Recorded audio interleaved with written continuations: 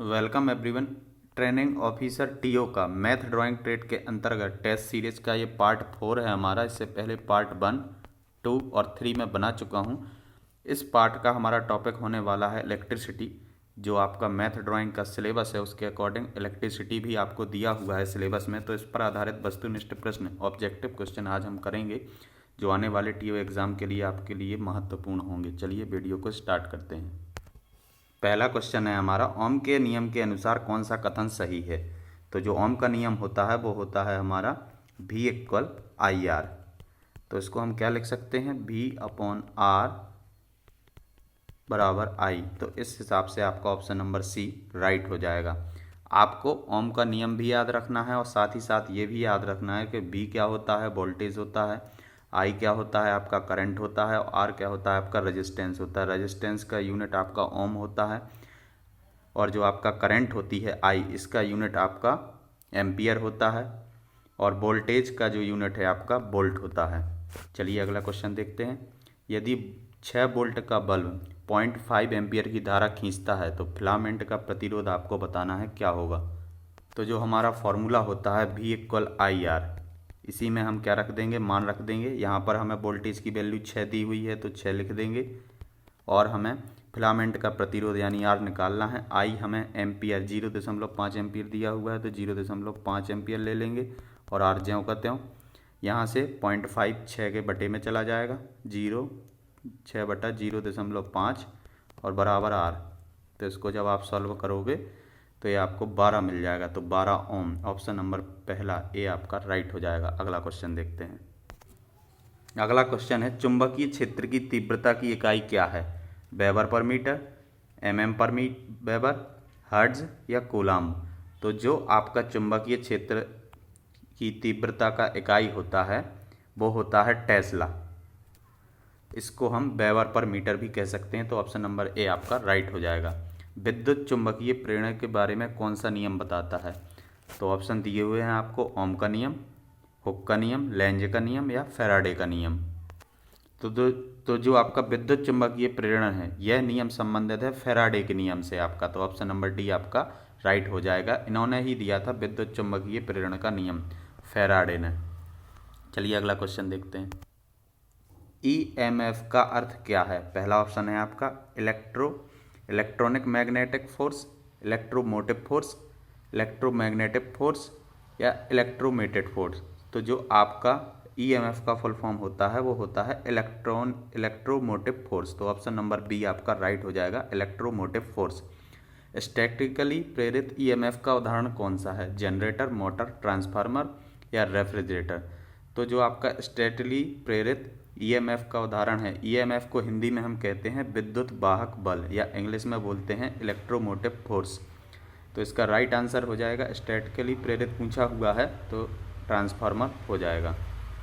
Electricity से related कुछ important point मैं आपको बता देता हूँ। ये तो हो गया आपका ओम का नियम, ठीक है। इसके बाद जो है आपको ये जो पावर का फॉर्मूला होता है शक्ति ज्ञात करने का, यदि आपको करंट और वोल्टेज दिया हुआ है तो होता है P बराबर आई इंटू वी। तो करंट और वोल्टेज का आप गुणा कर देंगे। इसी तरह पावर का एक और फॉर्मूला होता है आई स्क्वायर, करंट का स्क्वायर कर देंगे इंटू रेजिस्टेंस, और एक और फॉर्मूला होता है P बराबर ई स्क्वायर बटे आर। तो ई क्या है, ये आपका विद्युत वाहक बल है। चलिए अब आप वीडियो में हम आगे बढ़ते हैं।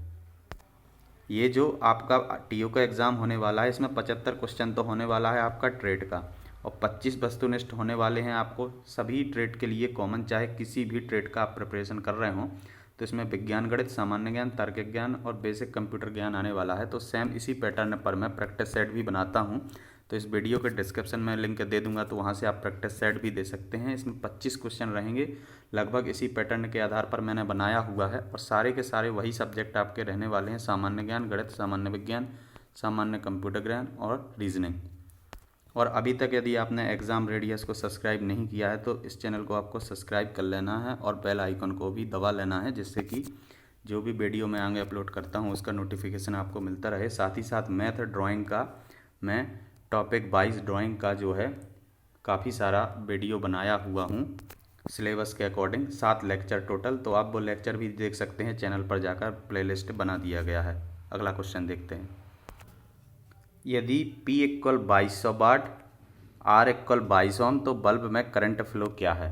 तो आपको निकालना है करंट फ्लो, यानी कि आपको I निकालना है। तो मैं अभी एक फॉर्मूले आपको बताया हूँ जो 3-4, उसमें से एक फॉर्मूला था हमारा P इक्वल I² R। इस क्वेश्चन में आपको I का वैल्यू निकालना है, P और R का दे दिया गया है। तो P इक्वल दिया हुआ है 2200,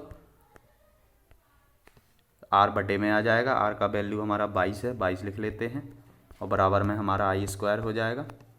तो जिसको जब इसको आप कैंसिल करोगे तो 100 बार, तो I² बराबर आ गया आपका 100। तो I बराबर कितना आ जाएगा? √100 यानी कि 10।